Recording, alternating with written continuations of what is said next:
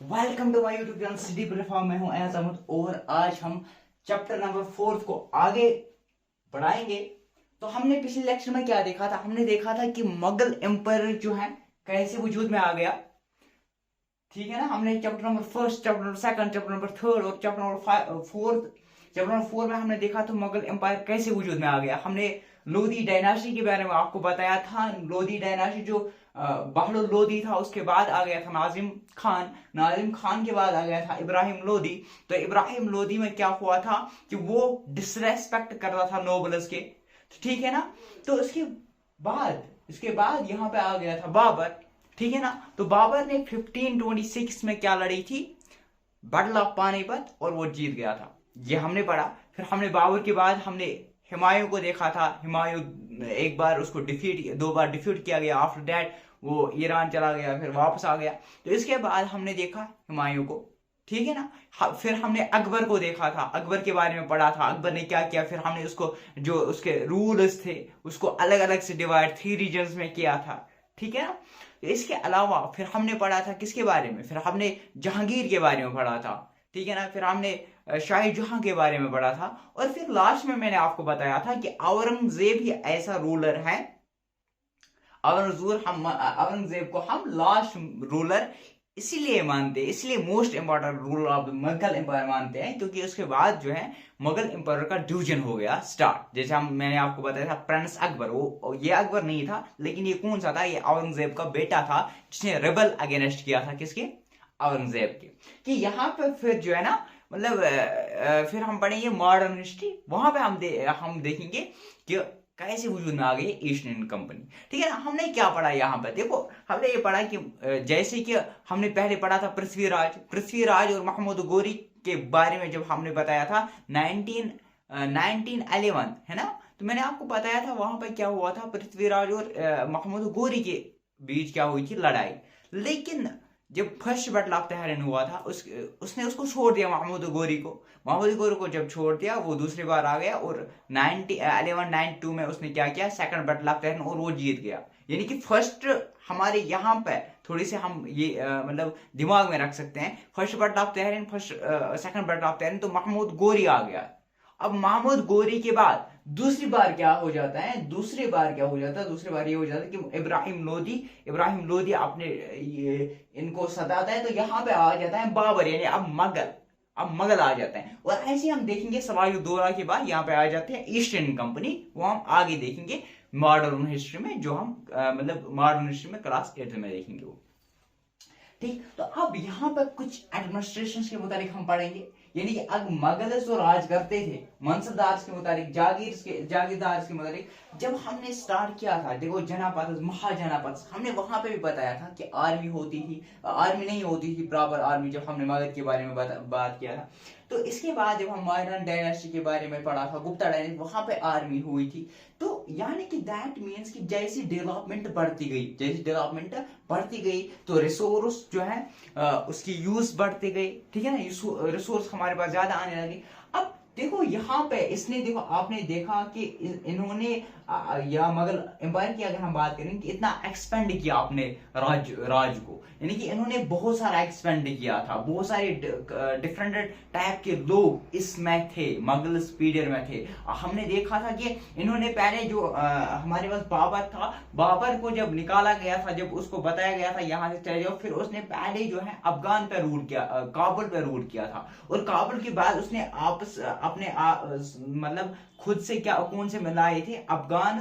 अफगान मिलाए थे। यानी कि फिर उन्होंने राजपूत पे अटैक किए थे, यानी कि राजपूत उसको अपने अंडर किए थे बहुत सारे। फिर मैरिज हो गए थे उनके बीच, फिर वो इंडिया में आ गया था। यानी कि बहुत सारा एक्सपेंड इसने किया टेरिटरी, अपने एम्पायर को। इन्होंने आगरा पे रूल किया, दिल्ली पे रूल किया, तो बंगाल पे ये रूल करता था। यानी कि इस पूरे साम्राज्य को अगर इतना बड़ा साम्राज्य, उसको क्या करना था? हैंडल करना था। इसके लिए उनको क्या चाहिए थे? प्रॉपर निजाम चाहिए था। ऐसे थोड़ी हो सकता था। तो दैट मीन्स इसके पास तो प्रॉपर निजाम था, तभी तो ये सब कुछ पॉसिबल था। अगर ये प्रॉपर निजाम के तहत नहीं होता तो ये तो पॉसिबल ही नहीं था। और इतने टाइम तक रूल करा, इतने टाइम तक मुगलों ने रूल किया। 1526 से उन्होंने रूल किया था। तो दैट मीन्स कि अब देखो मनसबदार और जागीरदार, अब देखो इन्होंने मैंने बताया एक्सटेंड किया था अपने एम्पायर को, कहाँ कहाँ पे, यहाँ पे ईरानियंस थे, इंडियंस थे, मुस्लिम्स थे, अफगान थे, राजपूत थे, मराठास थे और बाकी डिफरेंट किस्म के लोग यहाँ पे थे इनके साम्राज्य में। अब इनको एक तो देखो रिलीजियस पर्पज से, ट्रेडिशनल से, इन सबों का इन्होंने एक निजाम रखा था, ठीक है ना, इनको सब चीजों को बैलेंस करके जा रहे थे कौन, मुगल एम्पायर, ठीक है ना।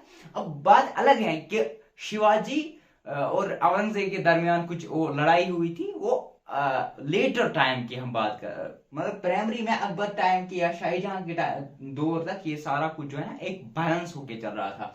अब हम देखिए, देखो हु ज्वाइन मुगल सर्विसेज, अब जो ज्वाइन कर रहे थे मुगल सर्विस, अब राजपूत तो ज्वाइन कर रहे थे, राजपूत ज्वाइन कर रहे थे, अब बड़े बड़े राजपूत ज्वाइन कर रहे थे जो अपने आप में एक दम रखते थे।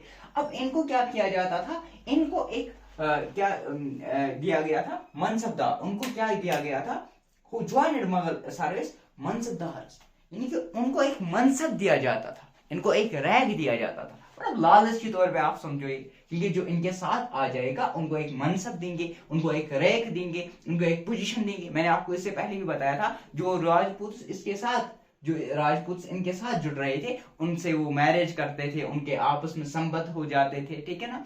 तो जो नहीं करते थे उनके खिलाफ मुकदमा चलता था, है ना, उनके अपोजिट हो जाते, तो सिंपली जो लोग इनके साथ जुड़ जाते थे, चाहे वो मुस्लिम हो, चाहे वो अफगान हो, चाहे वो ईरान हो, चाहे वो इंडियन हो, चाहे वो राजपूत हो, चाहे वो मराठा हो, इनको क्या करते थे, ये इनको क्या बनाते, मानसबदार बनाते, यानी कि इंडिविजुअल हु होल्ड्स मनसब, यानी कि जिनकी एक रैंक हुई, जिनकी एक पोजीशन होगी, जिनका एक वकार होगा। अब थोड़ी हर एक बंदा जो आएगा तो उसको रैंक देंगे, ऐसा भी नहीं है ना। अभी हम देखेंगे ये रैंक क्यों दिया जाता था और किन लोगों को दिया जाता था। देखो अगर ये रैंक दिया जाता था, अब रैंक जब दी गई किसी को, मतलब फॉर एग्जांपल अगर हम इंडिया की बात करेंगे, यहाँ पे हमारे पास होता है यूपीएससी, यूपीएससी में डिफरेंट रैंक्स होते हैं। अब आईएएस होता है, आईआरएस होता है, आईएफएस होता है। अब रैंक्स दी जाती है, तो रैंक्स को जब रैंक्स मिल गई तो सैलरी भी मिल जाएगी।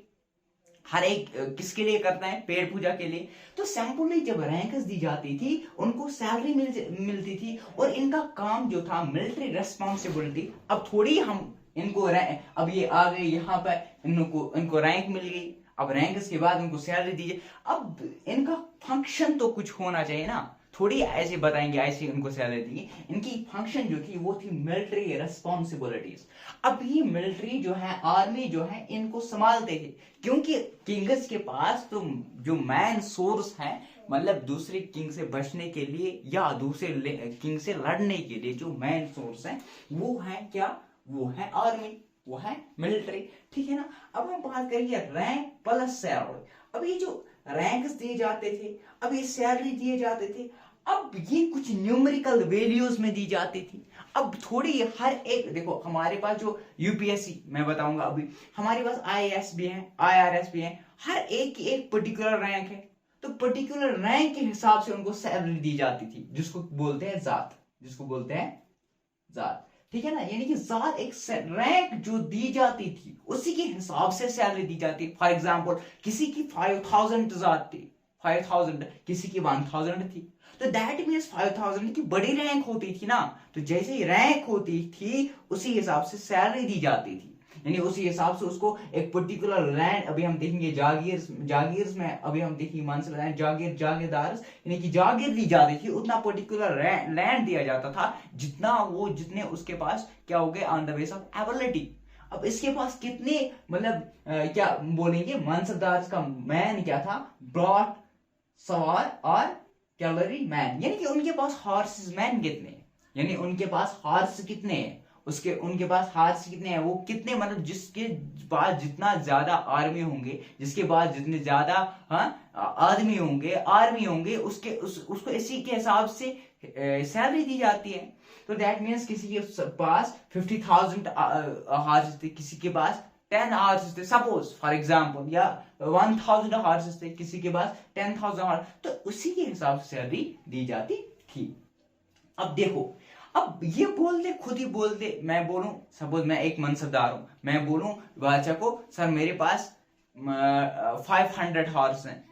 अब तो इसका पर्टिकुलर होना भी चाहिए ना, रिकॉग्नाइज। अब ये बादशाह को पता चलना चाहिए ना कि हाँ सही में है, किसी जगह जंग हो गया, मेरे सारे जो थे हॉर्सेस लंगड़े निकल गए। तो इसके लिए क्या होता था, ब्रांडेड हॉर्सेस चाहिए थे। अब उनके लिए ब्रांडेड हॉर्स के लिए क्या किया जाता था, उनको एक पर्टिकुलर जगह ले जाते थे, फिर उनका टेस्ट किया जाता था, फिर जो वहां से निकलता था ना उनको मार्क किया जाता था, ठीक है ना, उनको एक मोहर लगा दी जाती थी कि दैट मीन्स इसके पास इतने हार्स हैं। ऐसे ही नहीं मतलब खुद ही हम, कोई मनसबदार बोलेगा मेरे इतने हैं, कोई बोलेगा मेरा इतने हैं, तो उसकी जात बढ़ जाएगी। नहीं, ऐसा नहीं होता था, बल्कि प्रॉपर एक उनके लिए, इसके लिए एक निजाम था, ठीक है ना। रिसीव मनी टू पे सैलरी, और फिर इसी के आधार पर, ठीक है ना, उनको क्या मिल जाती थी, सैलरी मिल जाती थी। अब ये सैलरी ये डिस्ट्रीब्यूट कर, एक तो अपने पास रखते थे, और मिलिट्री अपने खुद के लिए, और मिलिट्री जो रेस्पॉन्स मिलिट्री सोल्जर्स उनके पास थे उनको देते थे। और जो उनके पास अब हार्स हैं, उनको चारा वारा करना था ना, उनको उनको पैसे देने थे, तो उनकी उसके लिए भी यूज करते थे। अब ये रिसीव कैसे करते थे, मतलब रिसीव कैसे करते थे सैलरी, अब मसला ये भी था ना। देखो कैसे करते, एक किंग से लेते थे या किसी और से लेते थे, नहीं, देखो सैलरी ये रिसीव करते, उनको एक जागीर दी जाती थी, receive salaries as a revenue जागीर। अब ये जागीर क्या है, जैसे हमने इसलिए पिछले लेक्चर में जब हमने दिल्ली सुल्तान की बात थी, हमने आपको बताया था कि अल्तुल मशा उनकी, या खलाउद्दीन या अलाउद्दीन खिलजी की बात करेंगे, वहां पे इक्तदार थे, है ना, उनको पर्टिकुलर लैंड दी जाती थी, और इन्हीं इसी तरह इनको जागीर दी जाती थी, यानी एक पर्टिकुलर लैंड, यानी कि एक पर्टिकुलर, फॉर एग्जांपल ये पूरा जो है ये मुगल एम्पायर है। अब ये पूरा जो मुगल एम्पायर है फॉर एग्जांपल, अब बादशाह तो पूरे इस पर तो राज नहीं कर पाएगा। अब ये क्या करता था, ये इसको डिविजन्स किए जाते थे, इसको डिविजन्स किए जाते थे, और हर एक को मनसबदार को एक एक पर्टिकुलर जागीर दी जाती थी, जमीन दी जाती थी। अब ये जो वहां से रिसीव करता था टैक्स, उसी टैक्स के आधार से जो रेन्यू वहां से टैक्स, यानी कि रेन्यू जो वहां से क्या करता था, रिसीव करता था, वही सैलरी होती थी। अब कलेक्ट ये सर्वेंट से करता था। अब ये मसला है कि देखो, अगर हम बात करेंगे अकबर रेन्यू और औरंगजेब रेन्यू की, अकबर के टाइम में क्या था, जितना उसके अंडर था, जिसके उतने उसके अंडर था, फॉर एग्जांपल किसी के अंडर था 500 हॉर्सेस, किसी के अंडर है 2000 हॉर्सेस, उसी के हिसाब से उसको जागीर दी जाती थी। किसी को कम जागीर दी जाती थी, किसी को ज्यादा दी जाती थी, जिसको जितने मतलब जो जितना कैपेबल था, जिसके जितने पास जितने हार्स होते थे, ठीक है ना, यानी हम क्या बताएंगे, जिसके पास जितने सवारियां होती थी। अब किसी के पास ज्यादा सवारियां तो ज्यादा लैंड देंगे, कम सवारियां तो कम लैंड देंगे। अब लेकिन मसला ये हुआ कि अकबर की रीजन में क्या हुआ था, उसके टाइम में जो रिन्यूअर्स ये कलेक्ट करता था, ये इक्वल होता था जो हम सैलरी देंगे किसको, मनसबदार को, मनसब या मनसबदार को जो सैलरी यूज हो जाएगी वो इक्वल था। लेकिन मसला ये हुआ कि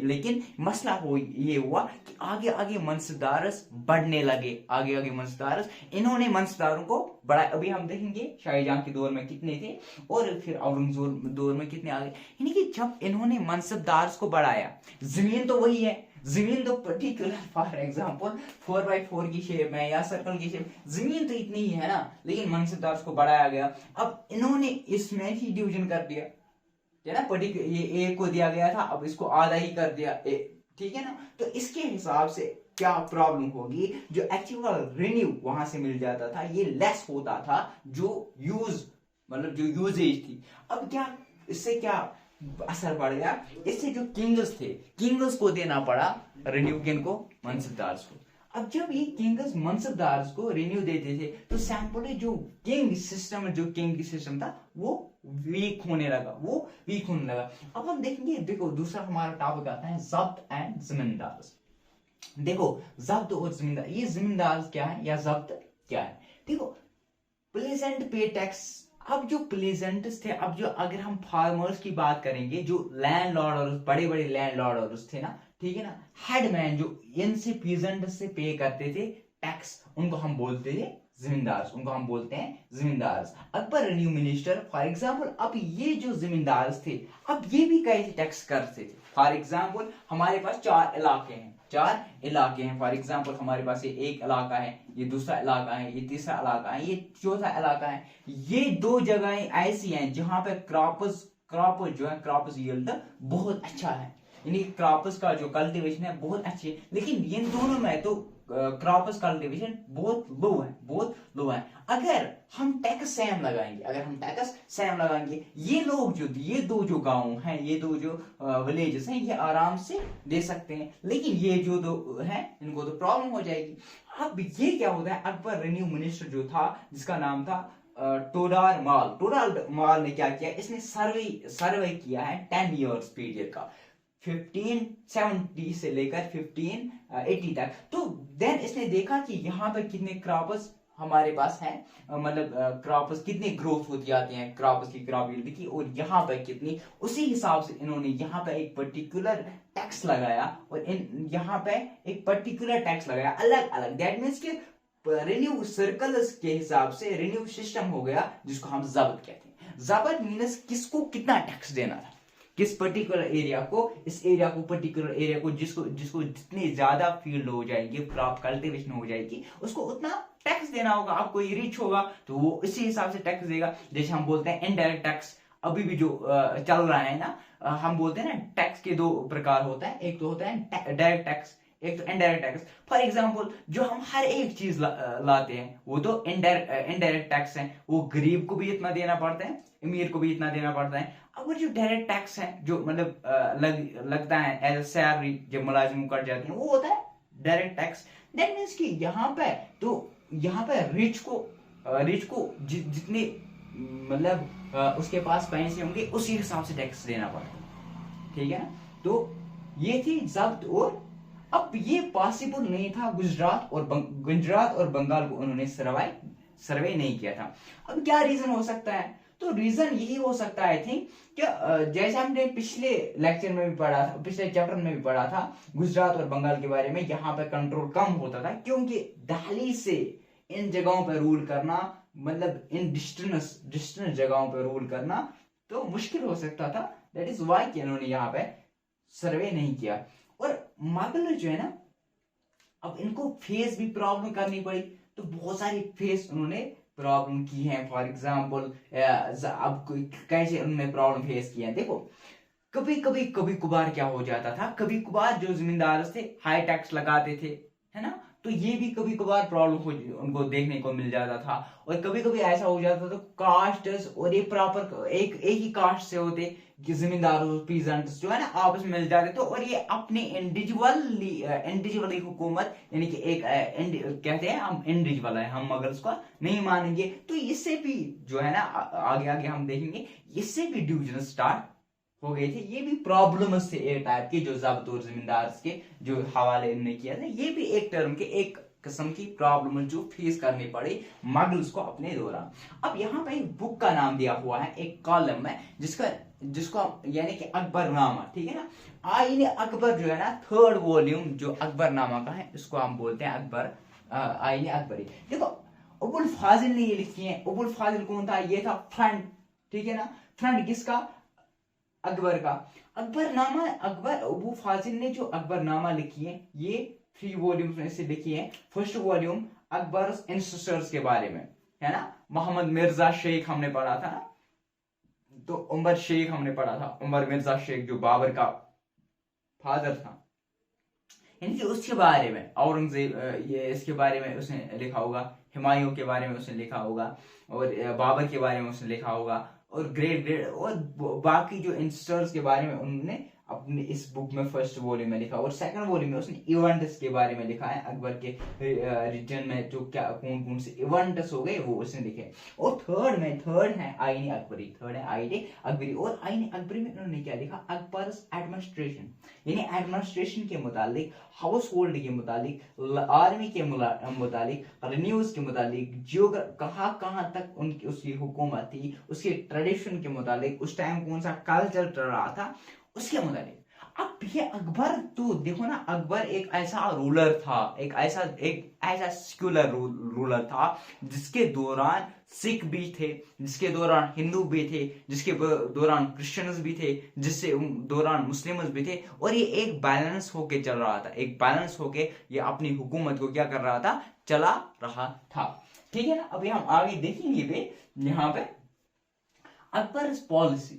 अब अकबर के पॉलिसी के मुतालिक हम पढ़ेंगे अकबर ने कैसे राज किया है। ये किस में मेंशन है, ये आईने अकबर में मेंशन है, यानी third volume of the book Akbarnama यहाँ पे मेंशन है। देखो यहाँ पे अकबर की पॉलिसी दी हुई है, अकबर की पॉलिसी दी हुई है कैसे। देखो जैसे एम्पायर, बहुत एम्पायर, जो ये एम्पायर था इसको डिवीजन किया गया था, जो ये उसका एम्पायर था उसने अपने एम्पायर को डिवीजन किया है प्रोविंसेस में। ठीक है ना। अपने डिवीजन को किया था डिवाइड। ठीक है ना। एज ए मैथमेटिक्स स्टूडेंट है, यहाँ पे हम शॉर्ट टर्म यूज कर सकते थे, डिवाइड। ठीक है ना। तो एम्पायर ने डिवाइड किया अपने प्रोविंसेस को, किसमें, सभा में। ठीक है ना, सभास।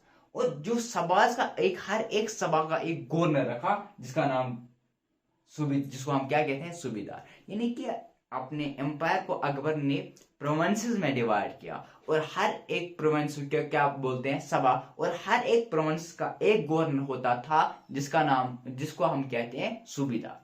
अब सूबेदार एक प्रोविंस का इतने तो होते थे, इसके अलावा क्या क्या होता था, इसके अलावा फाइनेंस ऑफिसर जिसको हम देवान बोलते हैं, यानी फाइनेंस ऑफिसर होता था जो मेंटेन पीस एंड ऑर्डर करता था। इसके अलावा मिलिट्री पेमास्टर यानी पक्षी, ministry of religious and charitable. ठीक। इसके अलावा सदर होता था। अब सदर क्या है, ये पुलिस कमांडर को क्या बोलते थे, सदर बोलते थे। इसके अलावा जो कोतवाल होता था, पुलिस कमांडर कोतवाल, यानी कि जो मिलिट्री पेमास्टर है ये उसको बख्शी बोलते हैं। ठीक है ना। अब सदर जो है ये होता है ministry of religious and charitable. अब जो कोतवाल है, पुलिस कमांडर को कोतवाल बोलते थे, कोतवाल। ठीक। इसके अलावा जो फौजीदार होते हैं मिलिट्री कमांडर क्या बोलते हैं, मिलिट्री कमांडर को बोलते हैं फौजीदार। अब जो सूबेदार का भी यही था कि maintain piece and military functions या पीस जो है ये मेंटेन करना किसका काम था, सूबेदार का।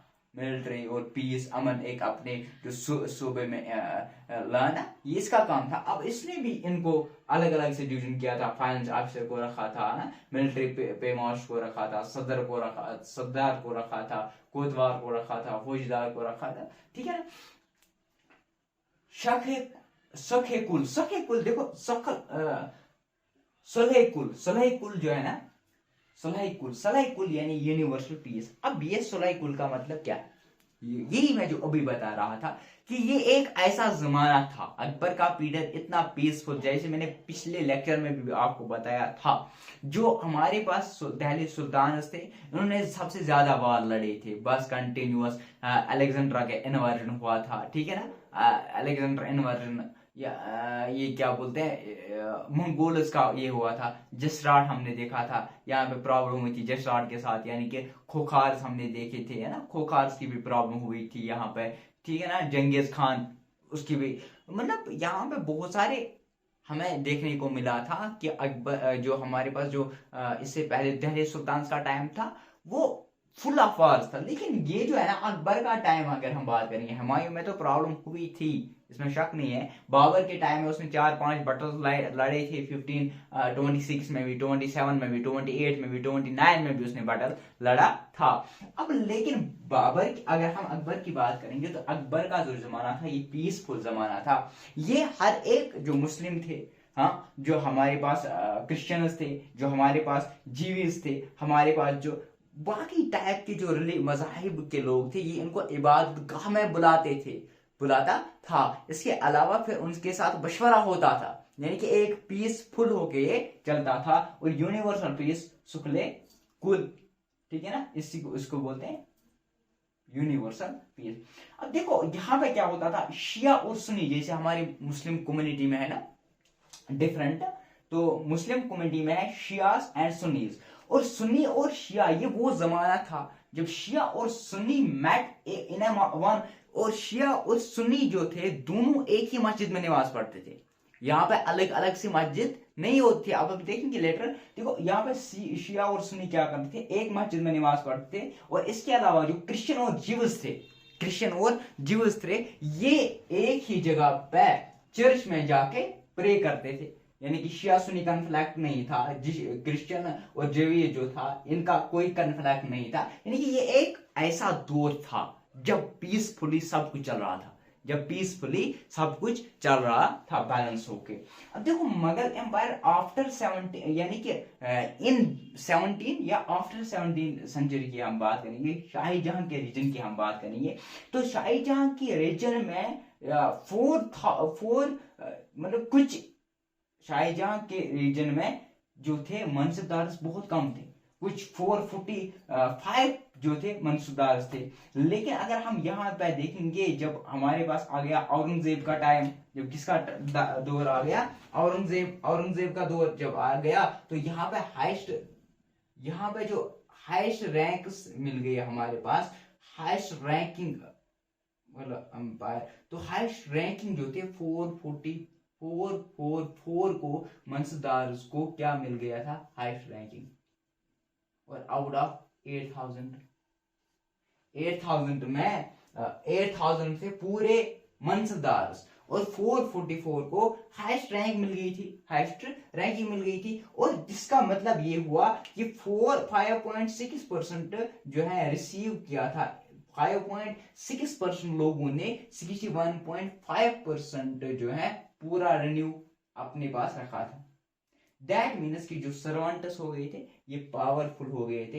इसका मतलब यहाँ पर डिक्लाइन होता है मुगल पीरियड, यहाँ पर डिक्लाइन होता है मुगल पीरियड। ठीक, अब देखो राजपूत और मुगल्स के दरमियान जो जहांगीर थी उसकी मदर जो थी कचवाला प्रिंस थी, जो राजपूत रूलर अंबर की बेटी थी। और इसके अलावा हम देखेंगे शाहजहां जिसकी मदर राठौर प्रिंस थी मारवार, यानी कि इसके फादर का नाम था डॉक्टर ऑफ मारवार, जो दोनों राजपूत रूलर थे।